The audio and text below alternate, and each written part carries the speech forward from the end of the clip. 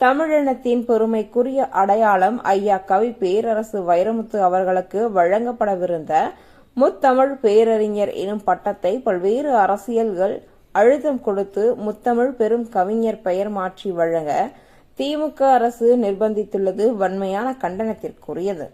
உலகிலேயே ஐயா கருணாநிதி ஒருவர் மட்டும்தான் முத்தமிழ் அறிஞரா? அவரை தவிர தமிழ் கற்ற அறிஞர் பெருமக்கள் வேறு யாரும் இல்லையா? ஒருவருக்கு மட்டுமே ஒரு பட்டம் இருக்க வேண்டும் என்று சட்டவிதி ஏதேனும் இருக்கிறதா?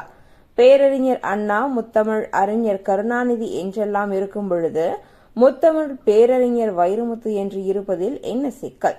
அதனை முத்தமிழ் பெரும் கவிஞர் என்று மாற்ற சொல்லி கட்டாயப்படுத்த வேண்டிய அவசியம் என்ன வந்தது? இந்த பட்டங்கள் எல்லாம் உங்களுக்கு மட்டும் பட்டயம் போட்டு கொடுக்கப்பட்டுள்ளதா என்ன?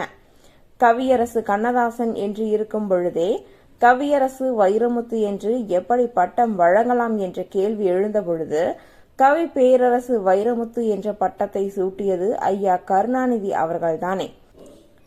திராவிட தலைவர்களின் புகழ் என்பது முழுக்க முழுக்க போலி பட்டங்களாலும் பொய் திட்டங்களாலும் கட்டமைக்கப்பட்டதுதான். மனிதர்களால் ஏற்கும் பட்டங்கள் பெருமையடைய வேண்டுமே தவிர ஏற்கும் பட்டங்களால் மனிதர்கள் பெருமையடைந்து விட மாட்டார்கள். காமராசர் அவர்கள் பெரும் தலைவர் என்ற பட்டத்திற்கே பெருமை சேர்ந்தது. அவரை சிறுமைப்படுத்த வேண்டும் என்ற நோக்கிலேயே உள்ளாட்சி மன்ற தலைவர்களை பெரும் தலைவர் என்று அழைக்க ஆணையிட்டவர் ஐயா கருணாநிதி அவர்கள்தான். காரணம், பட்டத்தை மறைத்தால் புகழ் மறைந்துவிடும் என்ற திராவிட பொது புத்தியால்தான். நாட்டில் எத்தனை ஆயிரம் பெரும் தலைவர்கள் வந்த பின்னும் இன்றைக்கும் பெரும் தலைவர் என்றால் அது காமராசர் தான் என்று அனைவரின் நினைவுக்கும் வருகிறார்கள். ஏனென்றால் பெரும் தலைவர் என்ற பட்டம் காமராசரால் பெருமை பெற்றது. மக்கள் வரி பணத்தில் மக்களுக்கு செய்யும் திட்டங்களான சாலை, பூங்கா, நூலகம், கல்லூரி, பல்கலைக்கழகம், மிருகக்காட்சி சாலை, பேருந்து நிலையம், தொடர்வண்டி நிலையம், வானூர்தி நிலையம் என எது ஒன்றிலும் தம்முடைய பட்டப்பெயர்களை சூட்டுவதற்கு நடக்கும் போட்டிதான் 50 ஆண்டு கால திராவிட ஆட்சி. தங்களுக்கு தாங்களே சூட்டிக்கொண்ட தளபதி என்ற பட்டம் தன்னை தவிர யாரும் பயன்படுத்தக் கூடாது என்று மிரட்டிய திருவாளர்தான் திராவிட மாடல் பெருந்தாய்கள். ஆனால் இவர்கள் மட்டும் ஆரூர் சோழனே என்று, நெடுஞ்செழிய பாண்டியனே என்றும், சேரன் செங்குட்டுவன் என்றும், வாழும் வள்ளுவரே, வாழும் பாரியே என்றெல்லாம் தமிழ் முன்னோர்களின் பெயர்களை திருடி சூட்டிக் கொள்வார்கள். ரோம் பேரரசு விழுந்தது, கிரேக்க பேரரசு விழுந்தது, பிரிட்டிஷ் பேரரசு விழுந்தது, மௌரிய பேரரசு விழுந்தது, மராத்திய பேரரசு விழுந்தது, முகலாய பேரரசு விழுந்தது, விஜயநகர பேரரசு விழுந்தது. ஏன், எங்கள் முன்னோர்களின் சோழ, சேர, பாண்டிய பேரரசுகளும் விழுந்தன. ஆட்சியும் அதிகாரமும் ஒருபோதும் நிலையானதல்ல. அசைக்க முடியாத வலிமையோடு திகழ்ந்த அத்தனை பேரரசுகளும் மண்ணோடு மண்ணாக விழுந்து போனதை வரலாறு நெடுகிலும் காண்கிறோம். போலி திராவிட பொய்யரசு மாத்திரம். முத்தமிழ் பேரறிஞர் வைரமுத்து அவர்களை அவமதிப்பது முத்தமிழை அவமதிப்பதற்கு ஒப்பாகும் என நாம் தமிழர் கட்சி ஒருங்கிணைப்பாளர் சீமான் அவர்கள் அறிக்கை ஒன்றை வெளியிட்டுள்ளார்.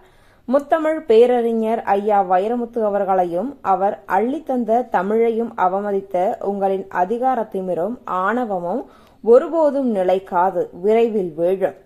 தண்ணீர் தண்ணீர் முதல் மகா கவிதை வரை நாம் வாழும் நிலத்தையும் நம்மை வாழ்விக்கும் சூழலையும் காக்கும் அக்கறை கொண்ட புவியியல் நிறுவிய ஆய்வு முடிவுகளை கவியியல் தந்து விழிப்புறவும் களிப்புறவும் செய்த பெரும் பாவலர் ஐயா வைரமுத்து அவர்களை அவமதிக்கும் நிகழ்வை ஒருபோதும் அனுமதிக்க முடியாது. தமிழர் பண்பாட்டு செழுமையையும் வரலாற்று பெருமையையும் கூறும் இயல் நூல்கள், தமிழின் இலக்கிய வளமும் இலக்கண செறிவும் பொதிந்த பல்லாயிரம் தமிழ் இசை பாடல்கள், தமிழ் மண்ணின் வாழ்வியலையும் மரபியல் கூறுகளையும் பின்னி பிணைந்து எழுதிய காவிய நாடகங்கள் என முத்தமிழிலும் கரை கண்ட ஐயா வைரமுத்து அவர்களே. இப்பட்டத்தை ஏற்க மறுத்தாலும் அவர் முத்தமிழ் பேரறிஞர்தான். தங்களுக்கு தாங்களே சூட்டிக்கொண்ட தளபதி என்ற பட்டம் தன்னை தவிர யாரும் பயன்படுத்தக் கூடாது என்று மிரட்டிய திருவாளர்தான் திராவிட மாடல் பெருந்தாய்கள். ஆனால் இவர்கள் மட்டும் ஆரூர் சோழனே என்று, நெடுஞ்செழிய பாண்டியனே என்றும், சேரன் செங்குட்டுவன் என்றும் வாழும் வள்ளுவரே, வாழும் பாரியே என்றெல்லாம் தமிழ் முன்னோர்களின் பெயர்களை திருடி சூட்டிக் கொள்வார்கள். ரோம் பேரரசு வீழ்ந்தது, கிரேக்க பேரரசு வீழ்ந்தது, பிரிட்டிஷ் பேரரசு வீழ்ந்தது, மௌரிய பேரரசு வீழ்ந்தது, மராத்திய பேரரசு வீழ்ந்தது, முகலாய பேரரசு வீழ்ந்தது, விஜயநகர பேரரசு வீழ்ந்தது. ஏன், எங்கள் முன்னோர்களின் சோழ, சேர, பாண்டிய பேரரசுகளும் வீழ்ந்தன. ஆட்சியும் அதிகாரமும் ஒருபோதும் நிலையானதல்ல. அசைக்க முடியாத வலிமையோடு திகழ்ந்த அத்தனை பேரரசுகளும் மண்ணோடு மண்ணாக விழுந்து போனதை வரலாறு நெடுகிலும் காண்கிறோம். போலி திராவிட பொய்யரசு மாத்திரம். திராவிட தலைவர்களின் புகழ் என்பது முழுக்க முழுக்க போலி பட்டங்களாலும் பொய் திட்டங்களாலும் கட்டமைக்கப்பட்டதுதான். மனிதர்களால் ஏற்கும் பட்டங்கள் பெருமையடைய வேண்டுமே தவிர ஏற்கும் பட்டங்களால் மனிதர்கள் பெருமையடைந்து விட மாட்டார்கள். காமராசர் அவர்கள் பெரும் தலைவர் என்ற பட்டத்திற்கே பெருமை சேர்ந்தது. அவரை சிறுமைப்படுத்த வேண்டும் என்ற நோக்கிலேயே உள்ளாட்சி மன்ற தலைவர்களை பெரும் தலைவர் என்று அழைக்க ஆணையிட்டவர் ஐயா கருணாநிதி அவர்கள்தான்.